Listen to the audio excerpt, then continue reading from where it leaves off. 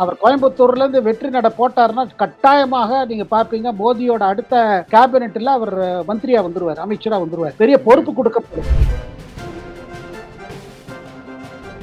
அண்ணாமலை போல தலைவர்களுக்கு ரொம்ப இம்பார்ட்டன்ஸ். ரெண்டாவது என்னன்னா பாருங்க, இவர் ஐபிஎஸ் ஆபீசர், மேனேஜ்மெண்ட், இவர் விஷயங்களெல்லாம் நல்லா புரிஞ்சு ஒரு டிசிஷன் எடுக்கிறது எப்படி எல்லாம் அவருக்கு நல்ல ஒரு அனுபவம் இருக்குது. அதனால மத்திய அரசுல அவர் ஒரு அமைச்சரா வந்தாரு வச்சுக்கோங்க, ஒரு யங் மினிஸ்டரா வந்தாருன்னா நல்லா செயல்படுவார். பிஜேபி தலைமையில் இருக்கிற என்டிஏக்கு அதிமுகவோட அதிக சீட்டு கிடைச்சிருச்சு வச்சுக்கோங்க. அப்போ அதிமுகலயே ஒரு கேள்வி எழும்பும், எடப்பாடி பிஜேபியுடன் ரிசல்ட்ஸ் எல்லாம் வந்த பிறகு நீங்க பாத்தீங்கன்னா கட்டாயமா அதிமுக ஒரு இது ஆரம்பிச்சிடும். தேர்தல் முடிந்த பிறகு ஒரு கூட்டத்தில் எடப்பாடியே ரொம்ப ஆவேசப்பட்டாருன்னு, இந்த கட்சி கேடர் எல்லாம் அவங்க சரியா வேலை செய்யல, சில தொகுதிகள் எல்லாம் ஒண்ணுமே அவங்க பண்ணல. ஜூன் 4க்கு பிறகு பிரதமர் 100 நாள்ல பல நடவடிக்கை எடுப்பேன்னு சொல்லிட்டாரு ஆல்ரெடி. எந்த மாதிரி நடவடிக்கையா இருக்க பொழுது பிஜேபி மீண்டும் ஆட்சி தில்லியில வருது நிச்சயம்னு அதை எதிர்கட்சி தலைவர்கள் கூட பிரைவேட்டா ஒத்துக்கிறாங்க. திமுக தரப்புல இருந்து யாராவது போனோம், இல்ல ஸ்டாலினோ யாராவது போனோம்னா கிடையாது. ரெண்டாவது காங்கிரஸ்க்கே பயம் என்னன்னா, டிஎம்கேல இருந்து யாராவது அந்த பக்கம் பிரச்சாரம் வந்தாங்கன்னா வட மாநிலங்கள்ல திருப்பி அந்த பழைய பேச்சு ஆரம்பிச்சிடும்.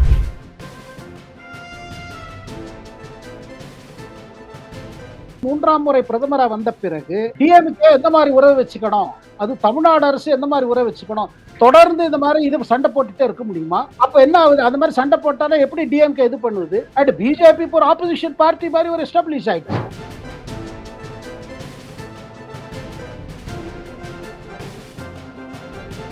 டிஎன்எஸ் நேயர்களுக்கு அன்பான வணக்கம். இன்றைய நேர்காணலில் நம்முடன் இணைந்திருப்பவர் மூத்த பத்திரிகையாளர் திரு சேகர் ஐயர் அவர்கள். வணக்கம் சார். வணக்கம் சரத். வணக்கம். வணக்கம் சார். சார், தேர்தல் நடந்து முடிஞ்சிருக்கு. 4 ஃபேஸா முடிஞ்சிருக்கு சார். 5வது ஃபேஸ் வரப்போகிறது. பாஜகவின் ஆதரவு எப்படி சார் இருக்கு இந்த 4 கட்டத்துல அதாவது இப்போ 4 கட்டம் முடிஞ்சிருச்சு. இப்போ 5வது 6வது 7வது ஜூன் 1ஓட முடிஞ்சிடும். இதுல பாத்தீங்கன்னா இப்போ காங்கிரஸ் தரப்புலேருந்து மற்ற எதிர்கட்சிகள் தரப்புலேருந்து சோஷியல் மீடியா மூலமாகவும் மற்ற தலைவர்கள் அவங்க என்ன கிளைம் என்ன பண்றாங்கன்னா, இல்ல பிஜேபிக்கு மோசமா போயிருக்கு அப்படி இப்படி, அதனால இந்த தடவை நம்பர் வராது, வரவே முடியாது. அதாவது ராஜீவ் காந்தி, அதாவது ராகுல் காந்தி சொல்றாரு, பிரியங்கா காந்தி சொல்றாங்க, நம்ம கர்கேவும் அதே தான் சொல்றாரு, அகிலேஷ் யாதவ், எல்லா எதிர்கட்சி தலைவருக்கும் ஒரே சொல்வது என்னன்னா, மீண்டும் மோடி வர முடியாது. ஆனா கிரவுண்ட் லெவல்ல பாத்தீங்கன்னா அந்த மாதிரி கிடையாது. கிரவுண்ட் லெவல்ல பாத்தீங்கன்னா முதல் கட்டம் எதுல தமிழ்நாடு தேர்தல் நடந்ததோ அது கொஞ்சம் பிஜேபிக்கு கம்மியா இருந்த சீட்டா இருக்கலாம், அதாவது இதுவா இருக்கலாம் முதல் கட்டம். ஆனா மற்ற இடங்கள்லாம் பாத்தீங்கன்னா தொடர்ந்து பிரதமருக்கு நல்ல கூட்டம் வந்திருக்கு, நல்ல ஆதரவு வந்துட்டு இருக்கு. அண்ட் பிரதமரும் பல இஷ்யூஸ் எடுத்து விஷயங்கள் எல்லாம் முன்னாடி வச்சிருக்காரு. அதுல பாத்தீங்கன்னா நல்லாவே தான் போயிட்டு இருக்கு. எல்லாரும் சொல்லுவேன், ஏன்னா பிரதமரே சொந்தமா பாத்தீங்கன்னா பல நேர்காணல்ல சொல்வது என்னன்னா, அது 300 340க்கு மேல கட்டாயமா போவதில் சந்தேகமும் கிடையாது, 400 கூட தாண்டக்கூடும், காங்கிரஸுக்கு உத்தரப்பிரதேசல ஒண்ணும் கிடைக்காதுன்னு அவர் சொல்றாரு. ஆனா ஒட்டுமொத்த பார்க்கும்போது பாத்தீங்கன்னா தேர்தல் ஆரம்பத்துக்கும் இப்போக்கும் ஒன்றும் பெரிய வித்தியாசம் கிடையாது. அதுக்கு முன்னாடியே பல கருத்து கணிப்புல எல்லாம் சொன்னாங்க, இல்ல அட்வான்டேஜ் என்டிஏ, அட்வான்டேஜ் மோடின்னு முன்னாடியே சொல்லிட்டாங்க. ஆனா அதுக்கு பிறகு சோசியல் மீடியா மூலமாக காங்கிரஸ் வட்டாரங்கள்லாம் என்ன பண்ணிட்டு இருந்தாங்கன்னா, இல்ல இல்ல ஒண்ணுமே இல்ல, இது போயிடுச்சு. இப்ப பாருங்க ராகுல் காந்தி என்ன பேசுறதுன்னு தெரியல. இப்ப அவர் நேத்திக்கு ஒரு இடத்துல சொல்லியிருக்காரு, மாசத்துக்கு 1 லட்சம் ரூபாய் கொடுப்போம் நம்ம இவங்களுக்குன்னு, விமன் ஓட்டர்ஸுக்கு, பெண்களுக்கு தலா 1 லட்சம் ரூபாய் மாசம் மாசம் அவங்க அக்கௌண்ட்ல விழுங்குறாங்க. அதாவது எங்க என்ன சொல்றாரு அவரு, 1 லட்சம் ரூபாய் ஒரு வருஷத்துக்கே பேச்சு இருந்து, இப்ப என்னடான்னா மாசம் மாசம் தரேங்கிறாரு. எப்படியாவது ஏதாவது ஓட்டை இழுக்கிறதுக்கான பல முயற்சிகள் நடந்துட்டு இருக்கு. ஆனா இதெல்லாம் சாத்தியமான ஒரு கேள்வி வந்துட்டு இருக்கு. மாசம் மாசம் 1000 லட்சம் ரூபாய், 1 லட்சம் ரூபாய் தர முடியுமா? அப்படி 1 லட்சம் ரூபாய் தராங்கன்னா மத்தவங்க எல்லாம் வேலை இவ்வளவு உழைச்சு மாசம் 20,000 கூட சம்பாதிக்கிறதுக்கு இது இல்லாம கஷ்டப்படுறாங்க. அப்படி இருக்கும்போது எப்படி எந்த அரசு அந்த மாதிரி 1 லட்சம் ரூபாய் மாசம் மாசம் தர முடியும்? இதெல்லாம் பல அதே கேள்வி போல வரும். சார், அதே போல உத்தரப்பிரதேசம் அந்த காங்கிரஸ் நிர்வாகி கூட 2 பெண்கள் இருந்தா 2,00,000 கூட தருவோன்ற அந்த மாதிரி பிரச்சாரம் இல்ல செய்றாரு. அது வேற ஒரு குழப்பத்தை பண்ணியிருக்கு. அதாவது மத்திய பிரதேசத்துல மத்திய பிரதேஷ்ல காந்திலால் பூரியாங்கன்னு ஒரு ரொம்ப சீனியர் தலைவர் அவரு. அவர் அது கூட சொல்றாரு. ஏன்னா அங்கெல்லாம் ஒருவேளை 2 பொண்டாட்டிக்காரங்க நெறைய பேர் இருக்காங்க போல இருக்கு. அதனால அவர் அந்த மாரி சொல்றாரு. ம். ஏதாவது ஒரு 2 இருந்தாலும் கவலை இல்ல. ஆனா உங்களுக்கு தெரியும் அரசு திட்டத்தெல்லாம் அந்த மாரிலாம் ஒருத்தருக்கு குடுத்தா ஒருத்தருக்கு தான் குடுப்பாங்க. ஆனா இந்த மாரி பலவிதமாக எது உண்மையா நடக்க முடியாதோ, இப்ப அதே மாரி தான் சிறுபான்மையர்களுக்கு, இஸ்லாமியர்களுக்கு இட ஒதுக்கீடு ஏதாவது ஒரு மூலமாக நாங்க குடுவோம்னு காங்கிரஸ் சொல்லிட்டு அத பிரதமரும் இஷ்யூ பண்ணாரு. ஏன்னா ம். இந்திய அரசியல் சட்டத்துல மத அடிப்படையில உங்களுக்கு இட ஒதுக்கீடு குடுக்க முடியாது. ம். அப்படி இருக்கும் பொழுது எப்படி குடுக்க முடியும்னு எப்படி சொல்றாரு? அதுக்கு எந்த மாரி ஒரு கிளைம் எப்படி பண்றாங்க? ஆனா மக்கள இந்த மாரி சொல்லும் பொழுது அது ஏமாத்துற மாரி ஆலையா? இந்த மாரி பல விஷயம் ம். வந்துட்டு இருக்கு. ஒட்டுமொத்தமா பார்க்கும் பொழுது, இப்ப பாருங்க ஒண்ணும் இல்ல உத்தரப்பிரதேஷ்ல, இப்ப ராய்பரேலில இஷ்டம் இல்லாம போய் நிக்கிறாரு நம்ம ராகுல் காந்தி. ராகுல் காந்தி. அதாவது முதல்ல அவர் நிக்கவே வேண்டாம்னாரு. ஏன்னா எனக்கு வயநாடே சரியா இருக்கு. வயநாடுல ம். வெற்றி கிடைச்சிரும். இதெல்லாம் தேவையே இல்லன்னு. அவர் அமேட்டியில ஸ்மிருதி இராணிய எதிர்த்து மீண்டும் நிக்கிறதுக்கு தயாரா இல்ல. ஏன்னா திருப்பி ம். தோத்து போயிட்டான்னா ரொம்ப கஷ்டமா போயிடும்ன்னு. அதனால நாங்க ஏதோ பெரிய அது அப்புறம் அதே நேரத்துல தங்கச்சி பிரியங்கா காந்திய நிக்க விடல. பிரியங்கா காந்தியாவது ராய்பரேலில நிப்பாட்டியிருக்கலாம், இல்ல அமேட்டியில நிப்பாட்டியிருக்கலாம். அதுவும் பண்ணல. இப்ப என்னன்னா, இவர் வந்து நாமினேஷன் ஃபைல் பண்ணிட்டு, இப்போ மத்த இடத்துல கேம்பெயின் பண்றாரு, பிரச்சாரம் செய்றாரு. பிரியங்கா காந்தி தான் முழு தலைமை தாங்கி இப்ப ராய்பரேலில பிரச்சாரம் பண்றாங்க. ம். இப்ப ராய்பரேலில ஆல்ரெடி சோனியா காந்தி அந்த இடத்த விட்டுட்டு போனாங்க. ஏன்னா அந்த இடத்துல ஜெயிக்கிற வாய்ப்பு கம்மியாயிட்டு வருது. வின்னிங் மார்ஜின் அதாவது அதுவும் குறைஞ்சிட்டே வருது சொல்லி தான் அவங்க அங்கேருந்து நாந்துட்டாங்க. நமக்கு இது சரிப்படாது. பாராளுமன்ற தேர்தலை விட நம்ம ராஜ்யசபா போகுது பரவாயில்ல. மேலவைக்கே போயிடலாம்னு முடிவு பண்ணாங்க. இப்ப ராகுல் காந்தி வந்து பாருங்க, இப்ப பிரியங்கா காந்தியும் சரி, ராகுல் காந்தியும் சரி, ராய்பரேலில மீண்டும் மீண்டும் சொல்லுது என்னன்னா, இது ம். எங்க ஃபேமிலி தொகுதி. எங்க குடும்பத்தோட ஈடுபாடு உள்ள தொகுதி. எங்க தாத்தா காலத்துல இருந்து இருக்குது. அப்படி இப்படி ம். எல்லாம் சொல்றாங்க. எங்க பாட்டி காலத்துல இருந்து இருக்குது. கொள்ளு தாத்தா காலத்துல இருந்து இருக்குது. இப்படி எல்லாம் பேசுறாங்க. ஆனா அது பேசும் பொழுது என்ன விஷயம் வருது பாத்தீங்கன்னா, இப்ப ராய்பரேலில ராகுல் காந்தி வந்து ரொம்ப நாள் ஆச்சு. கடந்த ம். 5 ஆண்டு காலம் அங்க வந்ததே இல்ல அவர். அமேட்டி நிலைமையும் அதேதான். அப்போ கேள்வி என்ன வருதுன்னா, இப்ப ராய்பரேலில இருக்கிற யங் வோட்டர்ஸ் இளைஞர்கள் கேள்வி என்னன்னா, யாரு நம்ம தொகுதியிலே வரலையோ, இப்ப கூட தொகுதி பிரச்சாரம் அதிகமா செய்வது அவங்க தங்கச்சி தான் பண்றாங்க. பிரியங்கா காந்தி தான் பண்றாங்க. ஆனா அவரு காணோம். ராகுல் காந்திய காணோம். ம். சோ இப்படி இருக்கும் பொழுது, யங் வோட்டர்ஸ்க்குலாம் அந்த மாரி ஒரு ஈடுபாடு கிடையாது. இந்திரா காந்தி குடும்பத்தோடயோ, இல்ல ராஜீவ் காந்தி குடும்பத்தோடயோ, இல்ல சோனியா காந்தி குடும்பத்தோட. யங் வோட்டர்ஸோட மைண்ட் இப்படி இருக்கு. அதனால ராகுல் காந்திக்கு ராய்பரேலியும் ஒரு பெரிய பிரச்சனையாயிட்டு வருது. ஏன்னா இப்ப பாருங்க உத்தரப்பிரதேசம் நம்ம யோகி ஆதித்யநாத் தலைமையில ரொம்ப மாறி போயிடுச்சு. அங்க இருக்கிற வளர்ச்சி, அங்க இருக்க சட்ட ஒழுங்கு இது எல்லாமே மாறி போன பிறகு, பெண் வோட்டர்ஸ்க்கு மத்தியில கூட என்ன தோணுதுன்னா, நம்ம அகிலேஷ் யாதவ் தலைமையில சமாஜ்வாதி பார்ட்டி ஆட்சி பார்த்துட்டோம். ரொம்ப ம். குண்டாக்களோட ஆதிக்கம் இதெல்லாம் ரொம்ப அதிகமா இருக்கு. அதனால தான் பாருங்க 2 முறையும் 2017ம் சரி, 2022லும் சரி, அதிகமா வெற்றி வந்திருக்கிறது பாரதிய ஜனதா கட்சிக்கு தான். அதுக்கு காரணம் கிரவுண்ட் ரியாலிட்டி. இதுல ம். காங்கிரஸ் பாருங்க, அதாவது எப்படி இருக்குன்னா, சில பேர் வந்து பரீட்சைக்காக வருடம் முழுதும், நாள் முழுதும் அவங்க படிக்கிறாங்க. படிச்சு தேர்வு போய் பண்றாங்க. தேர்வு எழுதுறாங்க. இங்க ம். என்னன்னா, போவேல 5 வருஷம் போடல, கடைசியில எங்க குடும்ப தொகுதியாக்கும். அப்படி இப்படின்னு. அதுலயும் பாருங்க அமேட்டில அவங்களுக்கா மேனேஜர் மாரி வேலை செஞ்சவர நிப்பாட்டியிருக்காங்க. கிஷோரி ம். லால் சர்மாங்கிறவர் அமேட்டியில் இருக்கிறார். அவருக்கு அத நிப்பாட்டிட்டு என்ன சொல்றாங்க, இல்ல, இல்ல நாங்க ஒரு சாதாரண ஊழியர கூட இந்த கட்சி ஊழியர கேண்டிடேட்டா பண்ணியிருக்கோம்னு சொல்றாங்க. அப்படி ம். ஒரு சொல்வது உண்மையா இருந்தால், அவங்களுக்கு முன்னாடியே நிக்க சொல்லியிருக்கலாம். அதுவும் பண்ணல.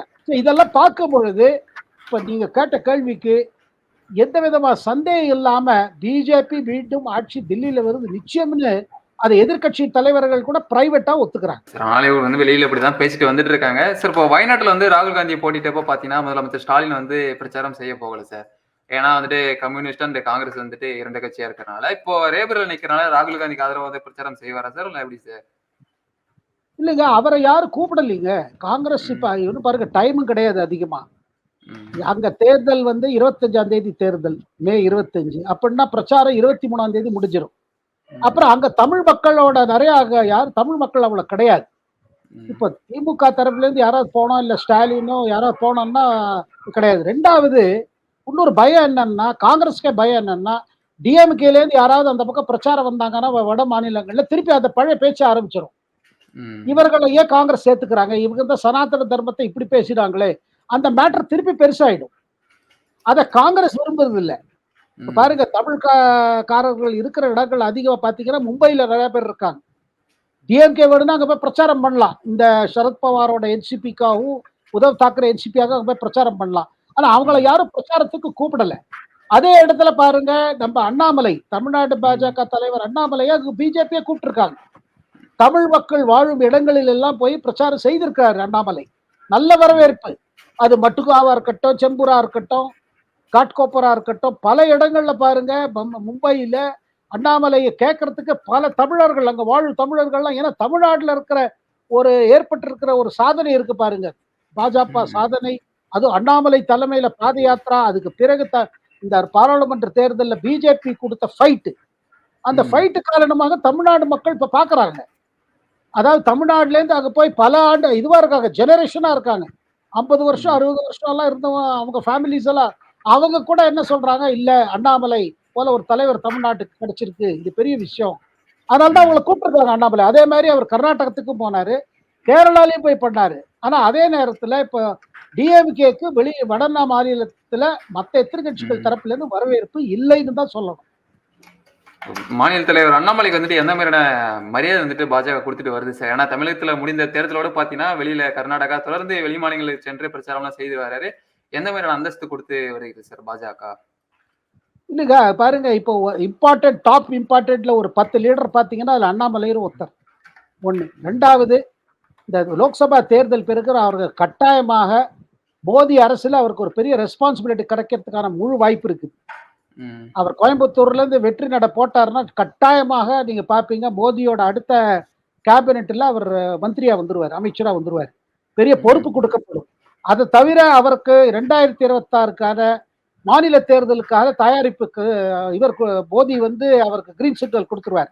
ம். எப்படி நீங்க பாராளுமன்றத்துக்கு தேர்வு பண்ணீங்கன்னா, திருப்பி பண்ணுங்க. திருப்பி மீண்டும் பத யாத்திரையா? இல்ல என்னவோ பல பிளான்ஸ் இருக்குது. ம். தமிழ்நாடு வந்து பிஜேபியோட அதாவது மத்திய பாஜக தலைவர்கள் அவங்க தமிழ்நாட ரொம்ப முக்கியமா வச்சிருக்காங்க. அது பிரதமர் குறிப்பிட்டதாக சொல்லி வச்சிருக்காரு ஆல்ரெடி. ம். தமிழ்நாட நம்ம இனிமே அத we are going to fight there. அப்பன்னா அங்கேயே இருந்து நம்ம போட்டியிட போறோம். அப்ப பார்த்தீங்கன்னா, நம்ம அண்ணாமலை போல தலைவர்களுக்கு ரொம்ப இம்பார்ட்டன்ஸ். 2வது என்னன்னா பாருங்க, இவர் ஐபிஎஸ் ஆபிசர், ம். மேனேஜ்மென்ட் படிச்சவரு. விஷயங்களெல்லாம் நல்லா புரிஞ்சு ஒரு டிசிஷன் எடுக்கிறது எப்படியெல்லாம் அவருக்கு நல்ல ஒரு இது இருக்குது. அனுபவம் ம். இருக்குது. அதனால மத்திய அரசுல வந்து அவர் ஒரு அமைச்சரா வந்தாரு வச்சுக்கோங்க. ஒரு யங் மினிஸ்டரா வந்தாருன்னா, நல்லா ம். செயல்படுவார் என்று பிரதமர் கருதுகிறார் என்று நான் கேள்விப்பட்டேன். இப்போ அதிமுக கட்சியில பார்த்தீங்கன்னா, சலசலப்பு இருப்பதா வந்துட்டு தகவல்லாம் பேசப்பட்டு வருகிறது சார். ஒரு பக்கம் வந்துட்டு தலைமை வந்து மாறலாம் அப்டின்ட்டு பேசப்பட்டு வருகிறது. முன்னாடி வந்துட்டு அண்ணாமலை அவர்களே சொல்லியிருந்தார் இந்த பிரச்சாரத்தின் போது. அதிமுக எடப்பாடிட்ட இருந்து ஓபிஎஸ் இல்ல டிடிவிட்ட இருந்து வரலான்ட்டு. என்ன சார் உங்களுக்கு கிடைத்த தகவல் எதுவும் சார் இருக்கா? இல்லங்க இப்போ வந்து நம்ம பாராளுமன்ற தேர்தல் முடிந்த பிறகு ம். நம்ம கேள்விப்பட்டது என்னன்னா, எடப்பாடி ரொம்ப டிசப்பாயிண்டடா இருக்காரு. ம். அதிமுகவோட எதிர்பார்த்த பெர்ஃபார்மன்ஸ் நடக்கல. அது எந்த மாரி தொகுதிகள்ல பாதிக்க போறதுங்கிறது இது ரிசல்ட் வந்த பிறகு தான் தெரிய போறது. ம். இப்ப வந்து பிஜேபி தலைமையில இருக்கிற என்டிஏக்கு அதிமுகவோட அதிக சீட் கிடைச்சிருச்சு வச்சுக்கோங்க. அப்போ ம். அதிமுகலயே ஒரு கேள்வி எழும்பும். எடப்பாடி பிஜேபியுடன் உறவ முடிச்சுட்டது ரைட்டா? ம். இல்ல இந்த கட்சிக்கு என்ன ஃபியூச்சர் என்ன? அடுத்த மாநில தேர்தல் எப்படி சந்திக்குது? ம். தனியிட்டு போட்டியிட்டானா என்னென்ன கிடைக்க போகுது? திருப்பி மீண்டே போடு பிஜேபி ஏன்னா அங்க பாருங்க மத்திய அரசு திருப்பி நம்ம நரேந்திர மோடி தலைமை தான். ம். இப்ப எடப்பாடி பொறுத்த மட்டும் இல்ல மோடி அவர் இப்ப அடுத்த பாலிடிக்ஸ்ல உங்களுக்கு எய்தர் நீங்க மத்திய அரசு அதாவது பிரதமர் மோடியோட கை கொடுக்கணும் இல்ல அவரை எதிர்க்கணும். ம். இதற்கிடையே இப்ப திமுகக்குள்ள கூட பேச்சுக்கள் ஆரம்பிச்சிருச்சு. இப்ப காங்கிரஸுக்கு என்ன நிலைமைங்கிறது திமுக தலைவர்கள் நல்லா புரிஞ்சுட்டாங்க. இதுவரை கூட ம். தான் இருக்காங்க. இதுக்கு பிறகு மத்திய அரசு திருப்பி மோடி 3ஆம் முறை பிரதமரா வந்த பிறகு ம். டிஎம்கே எந்த மாரி உறவு வச்சுக்கணும்? அது தமிழ்நாடு அரசு எந்த மாரி உறவு வச்சுக்கணும்? தொடர்ந்து இந்த மாதிரி இது சண்டை போட்டுட்டே இருக்க முடியுமா? ம். அப்ப என்ன ஆகுது? அந்த மாதிரி சண்டை போட்டாலே எப்படி டிஎம்கே இது பண்ணுது? அண்ட் பிஜேபி இப்போ ஒரு ஆப்போசிஷன் பார்ட்டி மாதிரி ஒரு எஸ்டாப்ளிஷ் ஆயிடுச்சு. ம். டிஎம்கே எதிர்க்கிறதுக்கு ஒரு கட்சி இருக்குன்னா அது பாஜக தான். தமிழ்நாடு பொறுத்த மட்டுங்கிறது கிளியரா இருக்குது. ம். இதுல அதிமுகவோட ரோல் எப்படி இருக்குன்னு தான் கொஸ்டின். அதை தவிர்த்து பாத்தீங்கன்னா இப்ப பாட்டாளி மக்கள் கட்சி போல பார்ட்னர்ஸ் எல்லாம் இந்திய பார்ட்னர்ஸ் எல்லாம் பாருங்க. இப்போ ஆல்ரெடி அன்புமணி ராமதாஸ் பேச ஆரம்பிச்சிட்டாரு. ம். தமிழ்நாட்டுல ஒரு மாற்றம் தேவை. தமிழ்நாடுல இனிமே இந்த இது நம்ம திமுக மாடல் வேலை செய்யாது. இது தமிழ்நாடு இதுல வந்து தமிழ்நாடு கூட நஷ்டம் தான் ஏற்பட்டது அவர் சொல்ல ஆரம்பிச்சிட்டாரு. இந்த மாதிரி பல என்டிஏ பார்ட்னர்ஸ் கூட என்ன ரியலைஸ் பண்றாங்க. இப்போல இருந்து தயாரிப்பு ஆரம்பிச்சிருச்சு 2026. அப்படி பார்க்கும் பொழுது இந்த தேர்தலோட இது வந்த பிறகு ரிசல்ட்ஸ் எல்லாம் வந்த பிறகு நீங்க பாத்தீங்கன்னா கட்டாயமா அதிமுகல ஒரு இது ஆரம்பிச்சிடும். ஒரு பல கேள்விகள் எழும்பும். அதுலயே நம்ம அதுவும் கேள்விப்பட்ட தேர்தல் முடிந்த பிறகு ஒரு கூட்டத்தில் எடப்பாடியே ரொம்ப ஆவேசப்பட்டாருன்னு இந்த கட்சி கேடர் எல்லாம் அவங்கள சரியா வேலை செய்யல, சில தொகுதிகள் எல்லாம் ஒண்ணுமே அவங்க பண்ணல, அந்த மாதிரி கம்ப்ளைண்ட்ஸ் எல்லாம் நிறைய வந்திருக்கு. அப்படின்னா எங்கேயோ ஒரு இடத்துல அவருக்கும் தகவல் கிடைச்சிருக்கு. எடப்பாடிக்கு இந்த கட்சி எவ்வளவு செய்யணுமோ சரியா செய்யல. அதை தவிர்த்து தென் மாவட்டங்கள்ல அவர் எதிர்பார்த்தபடி சிறுபான்மையர்கள் ஓட்டு வரல வச்சுக்கோங்க. அப்ப அடுத்த என்ன பண்ணுவது? ஏன்னா பிஜேபியோட உறவு முறிச்சுட்ட காரணமே அது ஒண்ணுதான். நம்ம பிஜேபியில தூரக்க போயிட்டாலும் நம்ம சிறுபான்மையர் ஓட்டு டிஎம்கே நம்ம கிட்ட வந்துடும். அவ்வளவு ஈஸியா டிரான்ஸ்பர் ஆயிடுமா? அப்படி ஆளை வச்சுக்கோங்க. இப்ப இவரோட அப்ரோச் சரியில்லைன்னு தானே படும். எல்லா கழகத்துல இருக்கிற எல்லா தலைவர்களுக்கும் தோண்டும். ஏன்னா இதுல வந்து பாருங்க, இப்ப கொஸ்டின் என்னன்னா எல்லாரும் சொல்வது என்னன்னா இல்ல டிஎம்கே ஃப்ரண்ட் தான் முன்னாடி இருக்குது, அதிக தொகுதி இவங்க தான் வெற்றி பெற போறாங்க அப்படின்னு ஒரு ஒரு கருத்து கணிப்பு இருந்தது. அந்த மாதிரி எல்லாரும் எதிர்பார்த்துட்டு இருக்காங்க. அந்த மாதிரி ஆள வச்சுக்கோங்க. டிஎம்கே கூட்டணிக்கு பல சீட்டு அதாவது லாஸ் ஆச்சு வச்சுக்கோங்க. அந்த லாஸ் பிஜேபிக்கு அதிகமா போய் அதிமுக கம்மியா வந்துருச்சுன்னா அப்போ எடப்பாடிக்கு எதிர்த்து குரல் எழும்பும். அதனால பல விஷயங்கள் நடக்கிறதுக்கு இருக்கு சரத்குமார் தமிழ்நாட்டு அரசியலை பொறுத்துக்கிட்டு. ஒரு எதிர்கட்சிகளா வந்துட்டு சரியா வந்து தலைவரா வந்து செயல்படலையா சார் எடப்பாடி பழனிசாமி அவர்கள்? இல்லைங்க, அவர் முக்காவாசி நேரம் இதுலயே போயிடுச்சு. பார்ட்டி சிம்பலு, சின்னம், அப்புறம் பார்ட்டியோட ஆபீஸ பிடிக்கிறது, நான் தான் ரியல் ஏடிஎம்கே, இதுலயே டைம் நிறைய போயிடுச்சு. இப்ப 2021 டிஎம்கே அரசு வந்துச்சு. அதுக்கு பிறகு நீங்க சொல்லுங்க 22, 23 இந்த 3 ஆண்டு காலத்துல நீங்க எதிர்கட்சின்னு நம்ம பார்க்கும் பொழுது அந்த இடத்துல நமக்கு பாஜக தான் தெரியுறத வழியா அதிமுக தெரியல. இவர் ஓபிஎஸ் வந்து நம்ம தேனி இதுல நம்ம ராமேஸ்வரத்துல அவர் போட்டிட்டு இருக்காரு. அவரும் கொஞ்சம் கான்பிடண்டா தான் இருக்காரு. அதே மாதிரி தேனியில டிடிவி தினகரன் அவருக்கும் ரிப்போர்ட் ரொம்ப கான்பிடண்டா இருக்கு. மத்திய பிஜேபியில கால்குலேஷன்ல பாத்தீங்கன்னா 4-5 சீட்டு சொல்றாங்க இது நல்லாவே போயிருக்குதுன்னு. அதுல தேனி நம்ம ராமேஸ்வரம் தவிர்த்து இப்ப வேலூர் பத்தி அந்த மாதிரிதான் சொல்றாங்க. சண்முகம் நல்லா பண்ணிருக்காரு. அதே மாதிரி நம்ம தர்மபுரியில சோமியா அன்புமணி அவங்களும் நல்லா பண்ணிருக்காங்க. அதாவது இதை தவிர்த்து கோயம்புத்தூர் இருக்குது.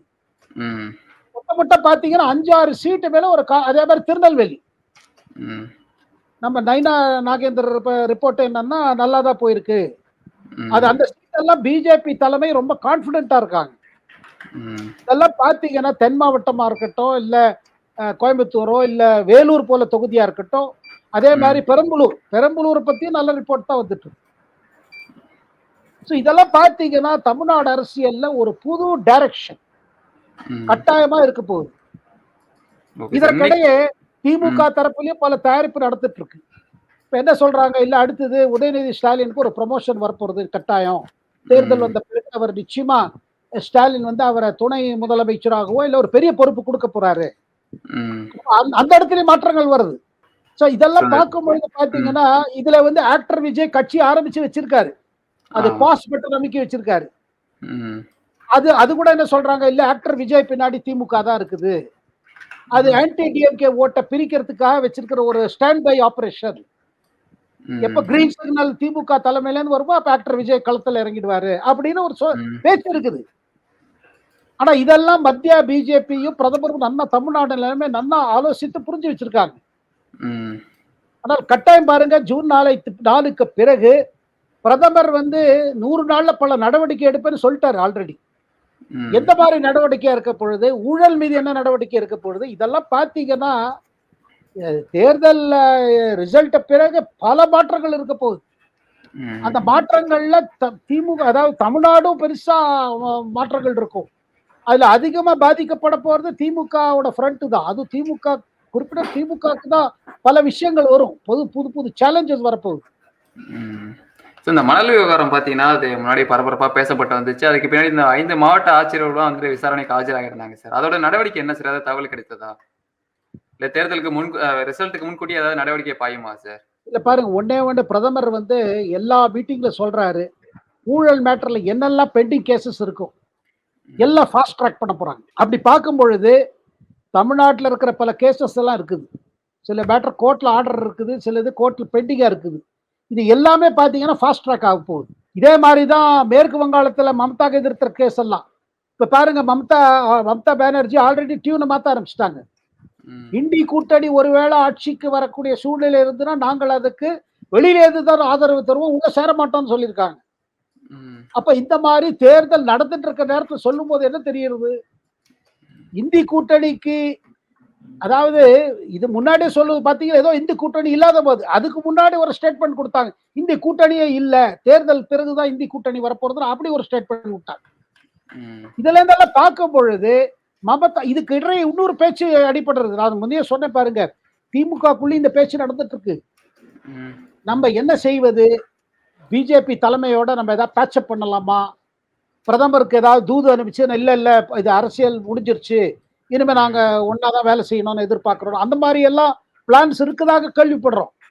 எது இல்ல உண்மை அதான் நமக்கு தெரியாது. அதன் அடிப்படையில தான் செல்வ பெருந்தகை வந்துட்டு ஒரு 2 நாளைக்கு முன்னாடி ஒரு ஸ்டேட்மெண்ட் விட்டிருந்தாரா சார்? 1 சீட்டு 2 சீட்டுக்காக கையேந்தி நிக்க தேவையில்ல. நாமளும் தனி கட்சியா வந்து செயல்படணும் அப்படின்னு சொல்லிட்டு ஒரு அறிக்கைலாம் விட்டிருந்தாரு சார். ஒரு இல்லைங்க, பிளவு அதான். ஏற்பட்டிருக்கிறதா திமுக, இல்ல காங்கிரஸ் அதுல இடையே?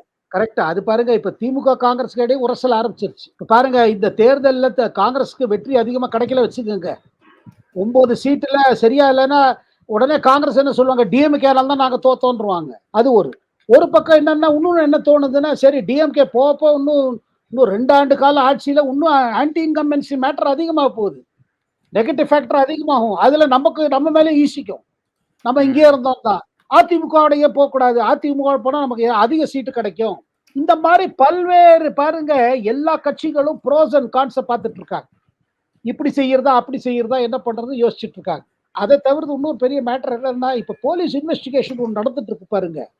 திருநெல்வேலியில ஒரு காங்கிரஸ் தலைவர், மாவட்ட தலைவர் ஜெயக்குமார் அவர்கள். மாவட்ட ம். தலைவர், அவரோட அந்த சம்பவம் அது குறித்து பல விசாரணை நடந்திருக்கு. பல காங்கிரஸ் தலைவர்களை போலீஸும் கூப்பிட்டு விசாரணை பண்ணிட்டு இருக்காங்க. என்ன ம். மேட்டர், அதுலயும் கொஞ்சம் காங்கிரஸ் கட்சிக்குள்ள ஒரு இதாயிட்டு வருது, எதுக்கு நம்ம மேல இவ்வளவு இன்வெஸ்டிகேஷன் நடக்குது. ம். இதெல்லாம் பாத்தீங்கன்னா, எது கிரைம் இருக்கோ கிரைம் இன்வெஸ்டிகேஷன் போலீஸ் கட்டாயமா அதை இன்வெஸ்டிகேட் பண்ணி ஆனவங்க.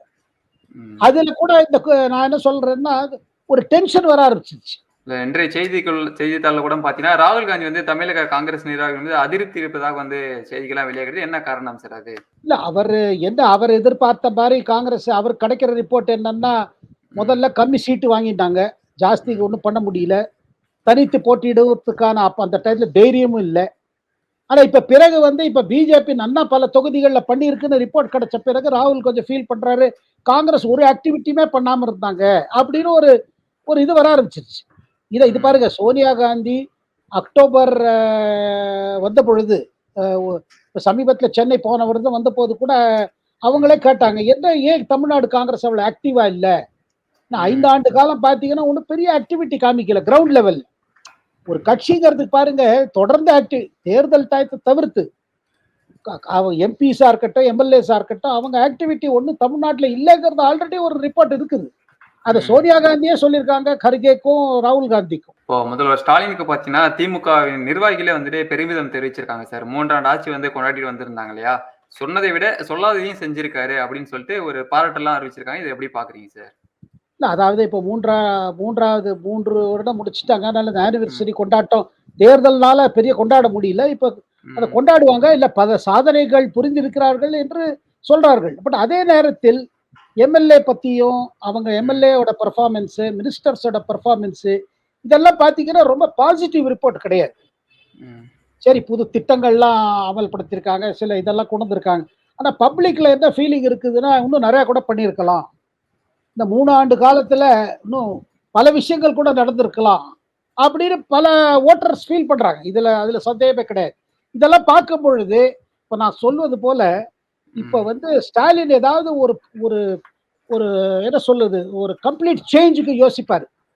ம். இப்ப இன்னும் இளைஞர்கள் அமைச்சர் செய்வதா, இன்னும் சீனியர்ஸ் ரொம்ப டாமினேட் பண்றாங்க. இளைஞர்களுக்கு அதாவது வாய்ப்புக்கு தேடிட்டு இருக்காங்க. பல யங் எம்எல்ஏஸ் என்ன சொல்றாங்க, ஆச்சு இன்னும் 2 ஆண்டு காலத்துல எங்களுக்கு ஒரு வாய்ப்பு குடுத்தா தானே நாங்க எங்க இத காமிக்க முடியும், டேலண்ட்ட காமிக்க முடியும். அதே ம். தான் இவரும் ஃபீல் பண்றாரு. நம்ப உதயநிதி அதான் ஃபீல் பண்றாரு. ஓப்பனாவும் சொல்றாரு. ம். யங்ஸ்டர்ஸ் கூட சான்ஸ் குடுக்கணும். அப்ப அந்த சான்ஸ் குடுக்கணும்னா, இப்ப அவரோட எலிவேஷன் ஆச்சு வச்சுக்கோங்க. இப்ப அவர் ம். டெபுட்டி சிஎம் ஆனார்னா பார்த்தீங்கன்னா, அவரும் ஆசைப்படுவாரு, இன்னும் யங் எம்எல்ஏஸ் எல்லாம் அமைச்சர் ஆனான்னு. இன்னும் புது he would like his own team. ஏன்னா அவர் வந்த பிறகு அவர் ஒரு தனி டீம் இப்பவே தயார் பண்ண ஆரம்பிப்பாரு 26க்காக. ம். அதனால பல மாற்றங்கள் இருக்க போறது தமிழ்நாடு அரசியல்ல. அது திமுகவிலயும் இருக்கட்டும், திமுக கூட்டணியா இருக்கட்டும், அல்ல எதிர்க்கட்சியிலயும் பார்த்தீங்கன்னா, எதிர்க்கட்சிக்குள்ள இப்ப இருக்கிற கூட்டணி. இந்த ம். இப்ப பாஜக தலைமையில் இருக்கிற கூட்டணி நல்ல பெர்ஃபார்மன்ஸ் வந்துச்சு வருங்க. நிறைய ம். ரிசல்ட் கிடைச்சிச்சுன்னா, கட்டாயமாக மத்த கட்சிகளும் யோசிப்பாங்க.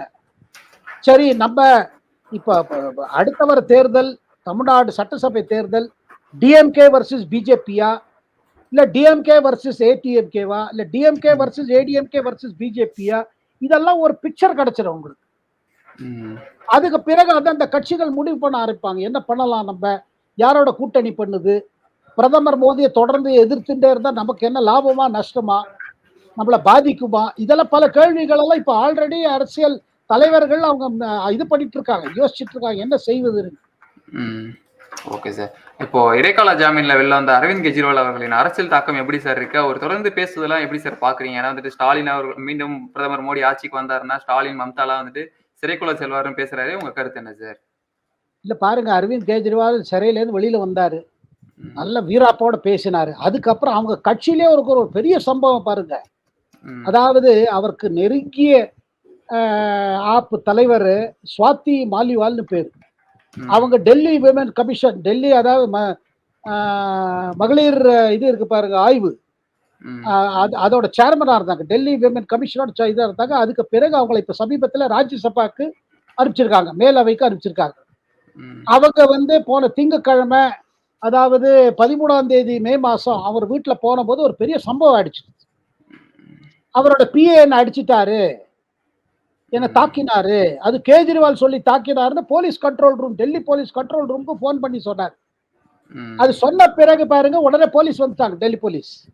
ஆனா இவங்கள கேஜ்ரிவால் தரப்புல இருந்தும் சஞ்சய் சிங் போல தலைவர்களும் இல்ல நீங்க இப்ப கம்ப்ளைண்ட் எல்லாம் கொடுக்காதீங்க, நம்ம சார்ட் அவுட் பண்ணலாம். ம். சுவாதி மாலிவால் யார் மேல கம்ப்ளைண்ட் பண்ணாங்க? அர்ஜுன் கேஜ்ரிவாலோட கூட இருக்கிற அவங்க பிஏவா இருக்கிற வைபவ் குமார்ங்கிறவர்.